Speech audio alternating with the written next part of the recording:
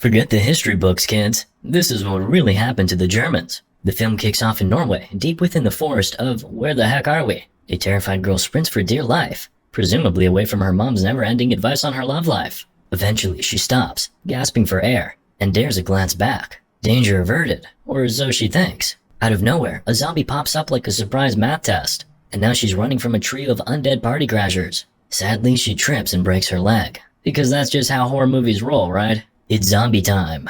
Switching gears, we join a group of friends cruising in 2 cars, ready to soak up a bit of vacay vibes. The dudes chat about a recent incident where some guy was found dead in the snow, which is nearly the title of the movie.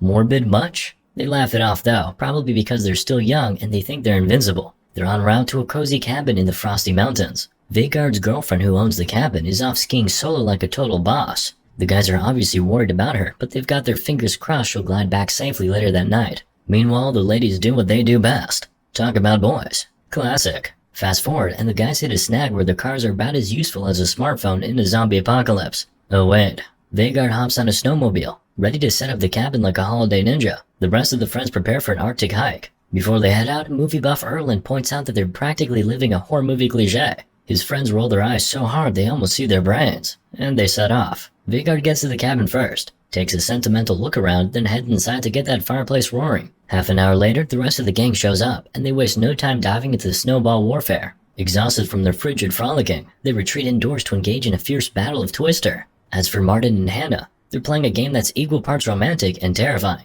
Martin blindfolds Hannah, then smothers her with a pillow. Hannah, being claustrophobic, panics like she's trapped in a room full of her exes. The others jump in, telling Martin to chill, and he's left feeling redder than Rudolph's nose. In the next scene, a blonde gal named Liv makes her way to the cabin's teeny tiny toilet to, do her thing. So there they were, chilling in the mountains, when Liv senses some major creep vibes outside. Like a total protagonist, she goes to investigate and spots a creature that's got strange written all over it. Freaking out, she darts back inside and spills the beans to Roy. Roy, who's clearly got nerves of steel, decides to take a peek himself. But nada, zilch. Nothing there. Just when they think they can breathe a sigh of relief, a mysterious hiker waltzes in with the subtlety of a wrecking ball. He's like, guys, I hate to be a buzzkill, but this place has a bad rap.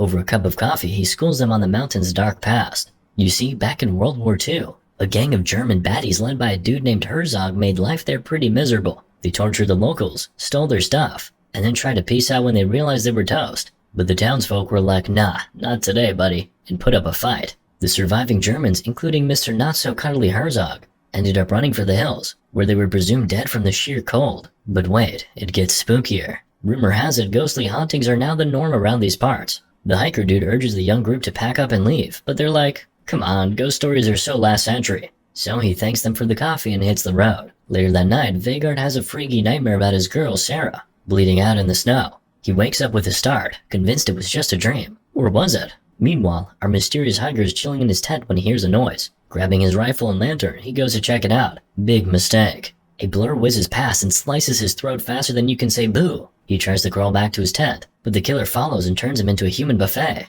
After the nightmare fuel, Vegar tells his friends he's gonna go find Sarah. The rest of them just keep on frolicking in the snow, blissfully unaware of the horror lurking nearby. Vegar stumbles upon the now dead wanderer and freaks out, zooms away on his snowmobile. Back at the cabin, Martin's feeling queasy as Hannah accidentally cuts herself prepping dinner. His pals laugh at his irony. The dude wants to be a doctor, but he can't stomach the sight of spaghetti juice. While hunting for more brewskis, Erland uncovers a wooden box filled with World War II treasures. Martin's like, hold up, let's wait for Vegar and Sarah before we dive into this loot. Little do they know, there's more to worry about than just splitting the spoils. Vegar, hot on the trail of his girlfriend's footprints, calls out her name. A patch of deceptively innocent snow betrays him, and he slips, falling into a cave and knocking himself out cold. Literally. Meanwhile, his oblivious friends partied up, playing with riches like they just won the lottery. Erland takes a bathroom break, and as he's answering nature's call, a gold coin slips out of his pocket, probably trying to escape the smell. In a shocking twist of events, Chris walks in on him and starts kissing him. The two are so caught up in each other that they fail to notice a mysterious creature lurking outside. The creature, spurting an ugly pale hand like it hasn't seen sunlight in years,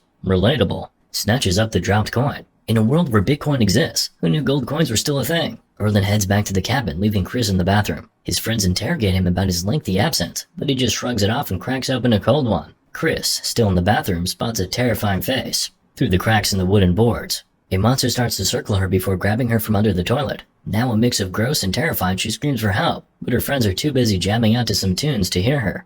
Hannah, suddenly struck with spidey sense, kills the music and decides to check on Chris. Alas, it's too late. Chris is snatched away by the monster. Hannah calls out for her, but the only response she gets is a cold, eerie silence.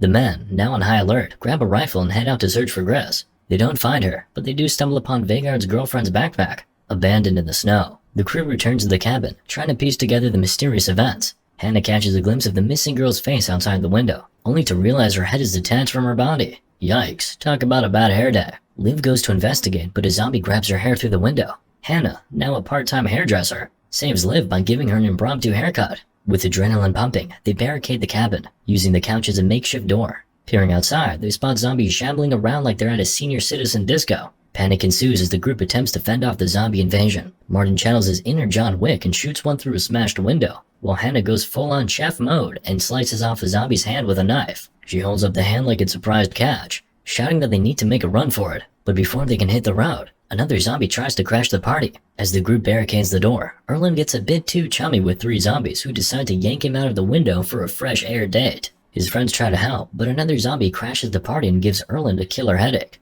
Literally. Rip in peace, Erland. We hardly knew ya.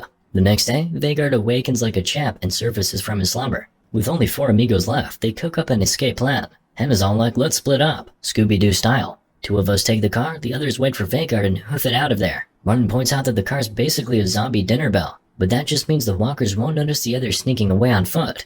Genius. The ladies book it down the mountain for backup, while Martin and Roy stay behind to play zombie bait. Meanwhile, Vegar's all Indiana Jones, exploring a cave with a homemade torch. He stumbles upon some World War II memorabilia. Spooky. Then he hears a noise, but when he turns around, nada.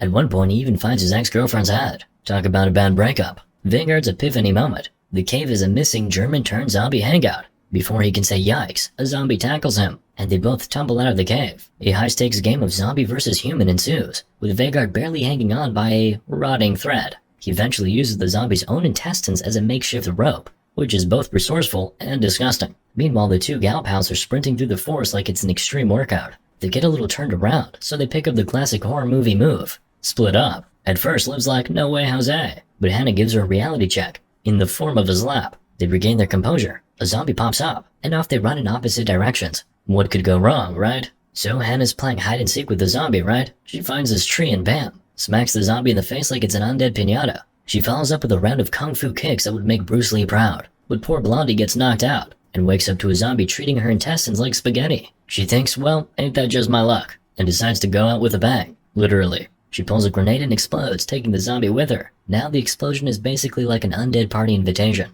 and zombie Captain Herzog RSVPs with his whole squad. Hannah, who's playing Tarzan now, hides in a tree where a bird decides to host a rave. The zombies, not wanting to miss out, try to climb the tree. Hannah nopes out of there, performs an Olympic-worthy jump, and takes down a zombie with a branch. Talk about branch management. But now she's cornered on a cliff like a dramatic movie climax, which is exactly what this is. She decides to break the ice, literally. How many literallys are we gonna do? And plummets down onto a snow cushion. Meanwhile, Martin and Roy are trapped in a cabin, and Roy comes up with a brilliant plan. Let's burn the zombies with a Molotov cocktail. But clumsy Roy tosses it out a wall, turning the cabin into a barbecue. And Herzog's like, I smell humans. Martin tries to call the cops, but they're like, zombies? Yeah, right, bye. So they discover some gear in the bathroom. Guess someone was prepared for a zombie apocalypse. Vegar, meanwhile, turns into Rambo, strapping a machine gun to a snowmobile, and zooms off to rescue his buddies. Hannah wakes up, sees a zombie, and channels her inner Mortal Kombat to perform a flawless victory. Roy and Martin go all DIY, weaponizing tools to fight the zombie squad. Vegar swoops in, guns blazing, but gets taken out by the next wave of zombies. Martin, in a fit of rage, accidentally kills Hannah. Oof. The undead keep coming, and Martin starts shooting like it's a game of Call of Duty Zombie Edition. He gets bitten, and instead of a doctor, he goes full-on Bear Grylls, amputating and cauterizing his own arm. A surprise zombie bites him between the legs, and I bet you he's really rethinking his life choices now. Herzog shows up, and it's Zombie Palooza. As they flee, Herzog takes out Roy and swipes his gold watch. Martin has a light bulb moment, and realizes the zombies just want their bling back. He bolts to the charred cabin, finds the treasure, and gives it to Herzog. Zombies and their materialism, am I right? The undead crew bounces, and Martin rushes to his car, hoping to drive off into the sunset. But a single gold coin falls from his pocket, and Herzog is all, you got my money? Martin's face is pure terror as Herzog comes for that final coin, smashing the window like it's a deck collection gone wrong. Moral of the story? Call of Duty Zombies.